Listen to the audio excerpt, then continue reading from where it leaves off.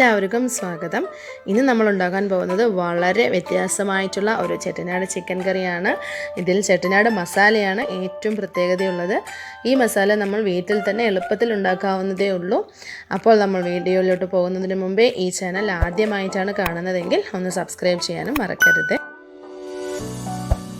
ഞാനിവിടെ 1 kilo chicken കഴുകി വൃത്തിയാക്കി വെച്ചിട്ടുണ്ട്. ഇതിനായിട്ടുള്ള മസാലയാണ് ഞാൻ തയ്യാറാക്കുന്നത്. അപ്പോൾ നിങ്ങൾ ചിക്കൻ എടുക്കുന്നതിൻ്റെ അളവിനനുസരിച്ച് മസാല ഉണ്ടാക്കണം. ആദ്യം നമുക്ക് ചെട്ടിനാട് മസാല ഉണ്ടാക്കാം. അതിനായി ഞാനൊരു പാൻ എടുത്തിട്ടുണ്ട്. പാൻ ചൂടാകുമ്പോൾ അതിലോട്ട് 2 ചെറിയ പട്ട ഇട്ട് കൊടുക്കാം, 3 ഏലക്കായ്, 3 ഗ്രാമ്പു, 1 ടേബിൾ സ്പൂൺ പെരിഞ്ജീരകം, 1 ടേബിൾ സ്പൂൺ നല്ല ജീരകം ഇട്ട് കൊടുത്ത് ഇതെല്ലാം ചേർത്തൊന്ന് ഫ്രൈ ചെയ്യുക. അതിൻ്റെ ശേഷം 6 വറ്റൽമുളക് ഇട്ട് കൊടുക്കണം. കൂടെ തന്നെ 3 ടേബിൾ സ്പൂൺ ഹോൾ മല്ലിയും നമുക്ക് ഇട്ട് കൊടുത്ത് ഇതെല്ലാം ചേർത്ത് നന്നായി ഫ്രൈ ചെയ്തെടുക്കണം.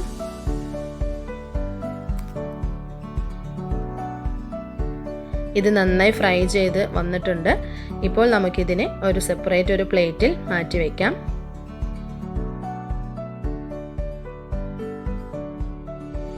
പിന്നെ വേണ്ടത്, ഞാനിവിടെ 1 കപ്പ് ചിരവിയ തേങ്ങ എടുത്തിട്ടുണ്ട്. ഇത് നമുക്ക് അതിലോട്ട് ഇട്ട് കൊടുക്കാം. ഇതിനെ ഗോൾഡൻ ബ്രൗൺ കളർ ആകുന്നത് വരെ ഫ്രൈ ചെയ്തെടുക്കണം.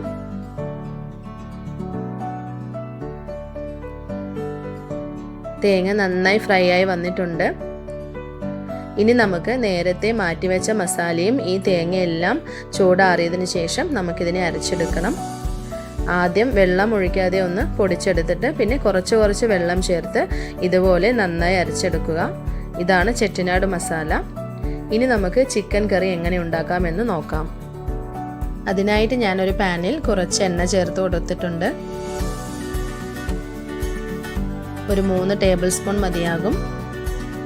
എണ്ണ ചൂടായതിനു ശേഷം നമുക്ക് കുറച്ച് ചെറിയുള്ളി നീളത്തിലരിഞ്ഞത് ചേർത്ത് കൊടുക്കാം. ഞാനിവിടെ 200 ഗ്രാം എടുത്തിട്ടുണ്ട്. ചെറിയുള്ളി നിങ്ങളുടെ കയ്യിൽ ഇല്ല എന്നുണ്ടെങ്കിൽ 2 വലിയ സവാളയാണെങ്കിലും മതിയാകും. അതിലോട്ട് കുറച്ച് കറിവേപ്പില ചേർത്ത് നന്നായി മിക്സ് ചെയ്ത് കൊടുത്ത് ഈ ഉള്ളിനെ നമുക്ക് വഴറ്റിയെടുക്കാം. ഉള്ളി നന്നായി വഴന്ന് വന്നിട്ടുണ്ട്. ഈ സമയത്ത് 2 ടേബിൾ സ്പൂൺ ഇഞ്ചിയും വെളുത്തുള്ളിയും ചതച്ചത് ഇട്ട് കൊടുത്ത് അതിൻ്റെ പച്ചമണമെല്ലാം മാറുന്നത് വരെ നന്നായി വഴറ്റി കൊടുക്കാം.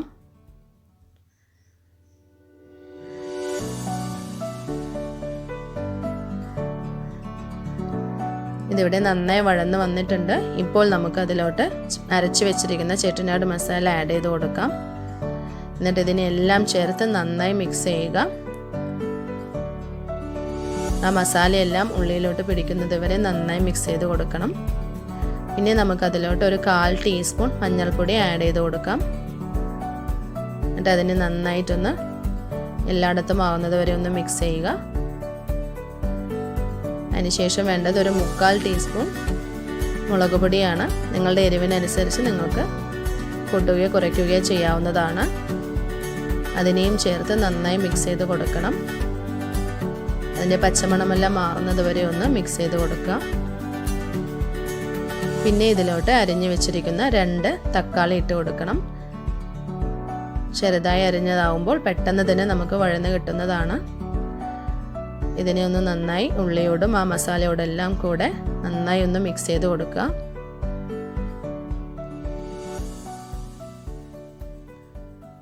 എന്നിട്ട് ഇതിനെ നമുക്ക് മൂടി വെച്ച് വേവിച്ചെടുക്കണം.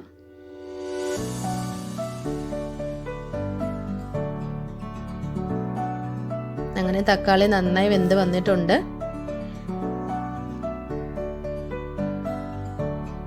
ഈ സമയത്ത് നമുക്ക് എടുത്തു വെച്ചിരിക്കുന്ന ചിക്കൻ ആഡ് ചെയ്ത് കൊടുത്ത് ഈ മസാലയെല്ലാം ചിക്കനിലും ചേരുന്നത് വരെ നന്നായി മിക്സ് ചെയ്ത് കൊടുക്കണം. ഈ മസാലയും ചിക്കൻ്റെ എല്ലാ ഭാഗത്തും നന്നായി പിടിക്കുന്നത് വരെ ഇതുപോലെ നന്നായി മിക്സ് ചെയ്ത് കൊടുക്കാം. പിന്നെ നമുക്ക് വേണ്ടത് അതിലോട്ട് ആവശ്യത്തിനുള്ള ഉപ്പിട്ട് കൊടുക്കണം.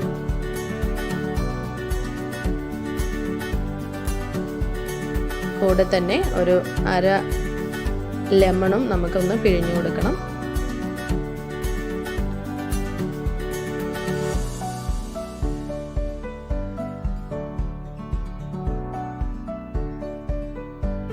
എല്ലാം ചേർത്തിട്ട് ഒന്ന് നന്നായി ഒന്നുകൂടെ ഒന്ന് മിക്സ് ചെയ്ത് കൊടുക്കണം.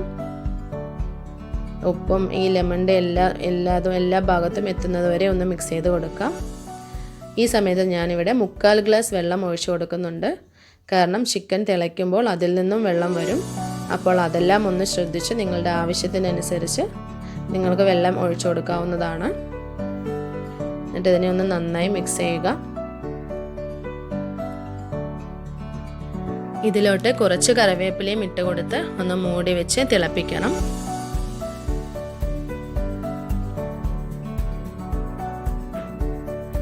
ഇത് നന്നായി തിളച്ച് വന്നിട്ടുണ്ട്. നേരത്തെ പറഞ്ഞതുപോലെ ചിക്കനിലുള്ള വെള്ളം എല്ലാം തന്നെ ചേർന്ന് നന്നായി തിളയ്ക്കുന്നുണ്ട്. ഇതിനെ നന്നായി ഒന്ന് മിക്സ് ചെയ്ത് കൊടുക്കാം. ഇനി നമുക്ക് ചിക്കൻ വേകുന്നത് വരെ ഒന്നുകൂടെ മൂടി വെച്ച് വേവിക്കണം. ഇടയ്ക്കിടെ ഒന്ന് ഇളക്കി കൊടുക്കാൻ മറക്കരുത്. സ്റ്റൗവ് മീഡിയം ഫ്ലെയിമിൽ വെക്കാനും മറക്കരുത്. അങ്ങനെ നമ്മുടെ ചിക്കൻ എല്ലാം നന്നായി വെന്ത് വന്നിട്ടുണ്ട്. എണ്ണയെല്ലാം ഇവിടെ നന്നായി തെളിഞ്ഞു വന്നിട്ടുണ്ട്. നിങ്ങൾക്കത് ഇവിടെ കാണാവുന്നതാണ്.